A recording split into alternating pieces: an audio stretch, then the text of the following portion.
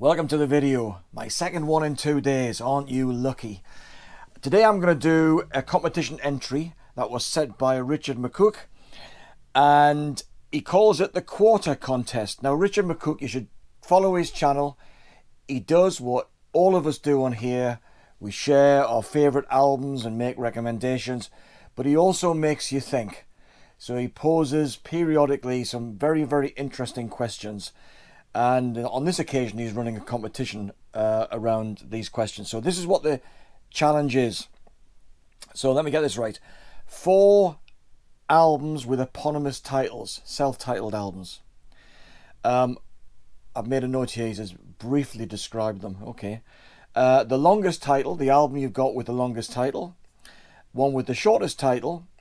And a guess of what 25% or a quarter means in relation to Richard's music or channel. That's kind of a bit tricky, but I'll have a stab at it in due course.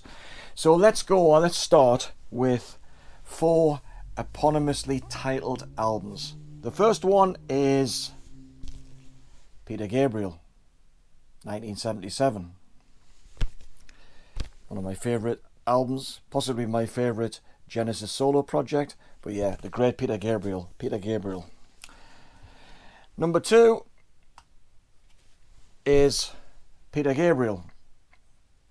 Now I know in America, North America, that you've somehow assigned names to these albums, but I can tell you that for real, when they're released in the UK, his home country, they were called Peter Gabriel. So number 3 is, you guessed it, Peter Gabriel.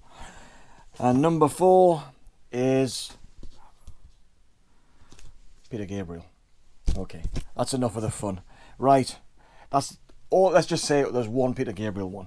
Okay, the second album, eponymously titled, is, I can't even say this name on YouTube, I suspect, but otherwise it'll set some sort of a trigger warning.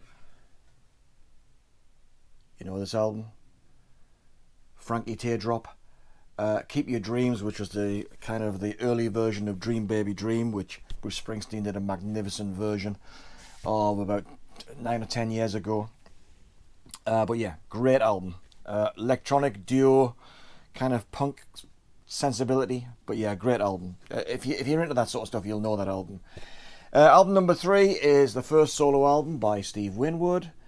I really like this album. It kind of captures the mood between the Traffic and Blind Faith kind of sound and his more poppy, danceable stuff that came with like Back in the High Life later on and everything. So this is not his best solo album. I think that's Arc of a Diver, which is the follow-up to this one. But this kind of sits between that highly commercial area part of his career and the earlier Traffic and Blind Faith stuff. Yeah, great album, Steve Winwood. And finally, in honor of my t-shirt, debut album by Boston, which we all have, don't we? Right, the second question from Richard is, pick the album with the longest title. Well, mine is, in my collection, sadly it's only on CD, but it's Fiona Apple. Now this album title is spread across the front cover. It's so damn small you can't read it, so I'm going to read it to you, because I'm going to go on the internet to do that. So here we go. Fiona Apple. When the pawn hits the conflicts, he thinks like a king. What he knows throws the blows when he goes to the fight, and he'll win the whole thing, for he enters the ring. There's nobody to batter when your mind is your might. So when you go solo, you hold your own hand and remember that depth is the greatest of heights. And if you know where you stand, then you'll know where to land. And if you fall, it won't matter, because you know that you're right. That's Fiona Apple. I've got a friend of mine who keeps recommending Fiona Apple albums. That was the first one, if I can recall correctly. And the album you've got with the shortest title, number 1, or 1, by the Beatles. Right, Richard's question, 25%.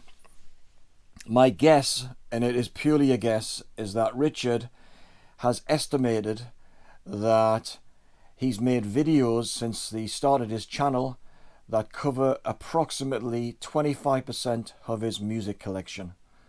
So hopefully that, well, it's probably not going to be a winner, but there you go. That's my attempt. It's the best I can do. So there you go. So Richard McCOOK'S quarter competition. And yeah, that's it. So anyway, have a look at Richard's video. He explains it better than I can. And you'll see his recommendations as well. And give Richard a follow. Anyway, thanks for watching. I'll catch you on the next video. Ta-da.